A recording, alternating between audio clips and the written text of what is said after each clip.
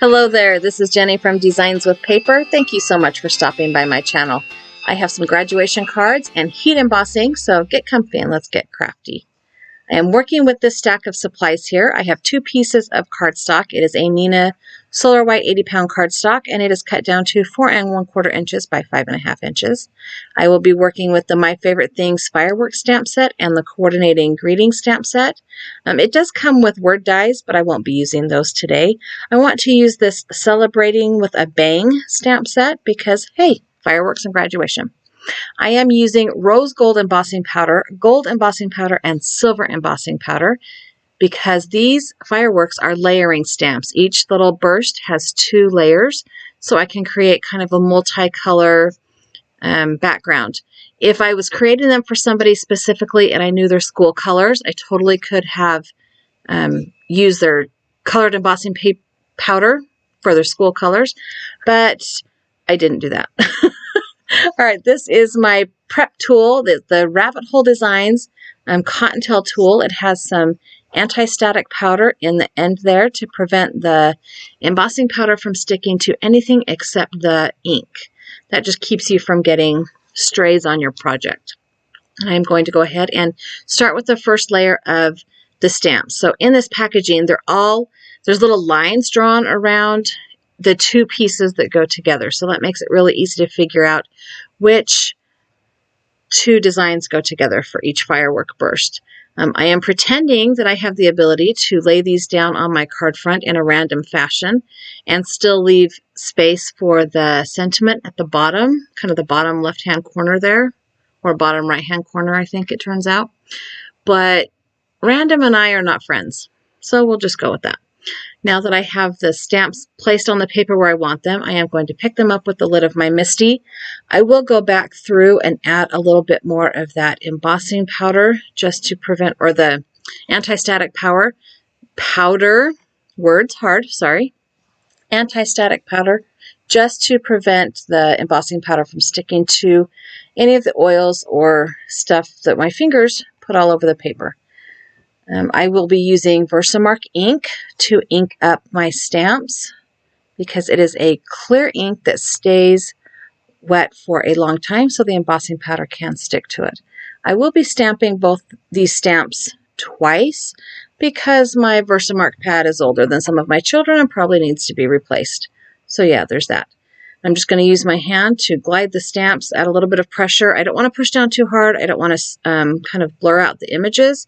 I just want to make sure that all of the stamp comes in contact with all of the paper. And then I can go ahead and add the embossing powder.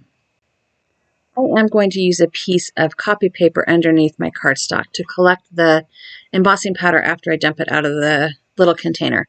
So my most used embossing powders I keep in a container that I can just hold the cardstock over, but I don't use this one. Okay, I use this one all the time, but I keep it in its small container.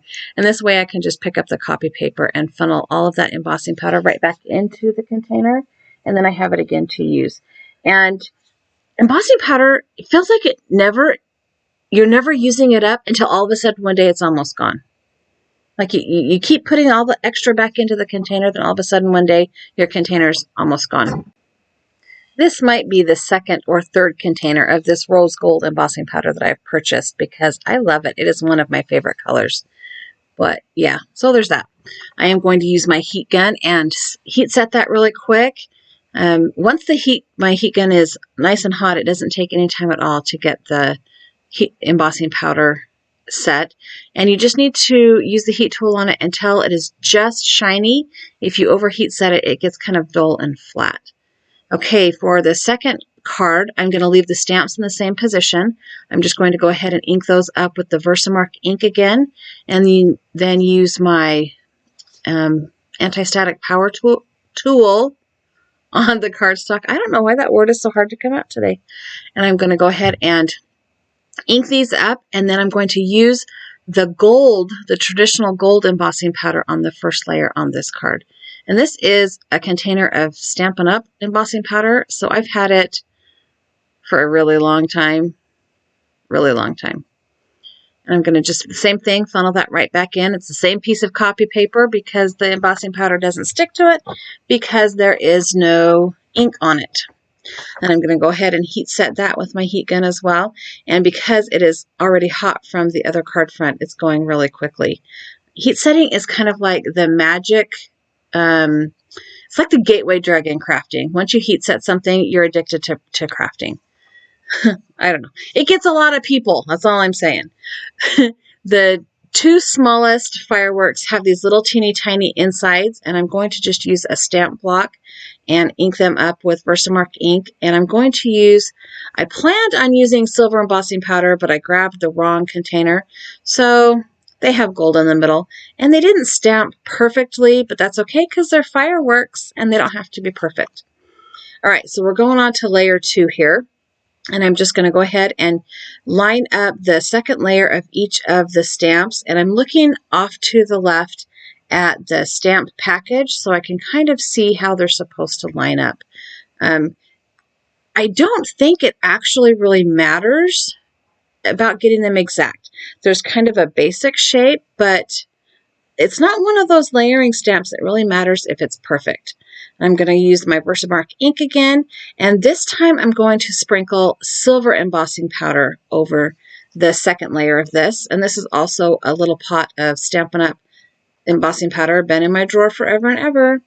And now I am moving on to the first card we started, the rose gold card, and I'm going to ink up the stamps and use traditional gold embossing powder for the second layer on this card front.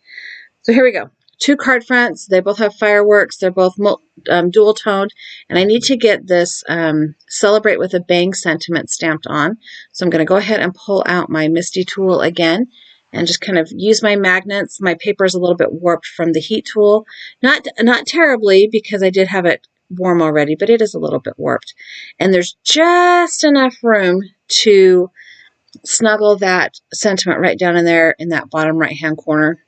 And we'll go ahead and add some more anti-static powder to that because I've been touching the paper because I love running my fingers over the heat embossing because it feels cool. I'm just using a light touch on that stamp. I don't want to push the stamp down too hard because it will blur out those letters. It's kind of a fine typeset. And I'm going to emboss it with rose gold embossing powder on this card front. And I think gold embossing powder on this card. I low-key forgot which one I used, but we'll all find out together here in just a minute. So again, really light pressure. Don't want to make those words blur out. See, I was right. The gold embossing powder. All right. I don't remember some of these things. That's okay. All right. So here are my 2 card fronts. I need to trim them down because they are complete card front size and I want to add a layer, but also because they're kind of stamped more to the right side and less the center. So I am going to use my Waffle Flower A2 Layers dies and cut them out. And then I have this Cherryland Designs die set that has a cap and a diploma scroll. And I will be sending those through my die cut machine with some black cardstock, and voila, through the magic of video editing. You did not have to watch that movement not happen because it's not on my desk. And I have 2 little die cuts to add to my card fronts. I'm going to add a layer of black paper behind the card front panel. So the die that I used to cut down these card fronts was the one that was second from the largest. So it took the card fronts down to 4 by 5 1/4 inches. And then I have black cardstock that is cut to 4 1/8 by 5 3/8. So it's just slightly larger than the card panel and still smaller than the card base. So now we just have to move on to getting our card bases ready. I have a piece of heavyweight cardstock. I don't know what brand it is because I didn't write that down. I don't remember. Probably, it could be Recollections 110 pound, and it could be Stampin' Up 110 pound. Don't know. I have cut the paper in half. My kids call it hot dog style, down the long skinny way, to make a top folding portrait style card, which means that folded it is 4 1/4 inches by 5 1/2 inches, and it folds on the top. This is my favorite. I don't know why. It just is. And I'm going to use my ATG gun to adhere the card panels to the card bases. And voila, we have two very pretty cards already. I have not adhered the die cuts to them yet because I want to pop them up on foam tape. Now, I'm not sure why I thought that was a good idea. I'll be honest with you right here. Because the tassel on that cap and gown die cut that I have was a little extra. It's a little finicky to get the foam tape on, but I'm going to do it anyway. So here are my die cuts. And these were kind of like last minute. I don't know, I didn't really plan for them to be on the card, so they're covering up the fireworks. But whatever, right? So I lied, I didn't use foam tape. I totally thought I did. That was a different card. I'm gluing them down with Tombow glue. Yeah, I totally lied. Sorry. All right, 2 firework graduation cards, just regular black and white and gold and silver. Thank you so much for stopping by my channel. I hope you enjoyed watching this, and please ignore my rambling. I have added a couple of other videos here that I think you would enjoy. Also, a subscribe button. If you have not yet subscribed to my channel, I would love it if you did. Leave me a comment. Let me know how you feel. Give me a thumbs up if you feel like it, and have a fabulous day.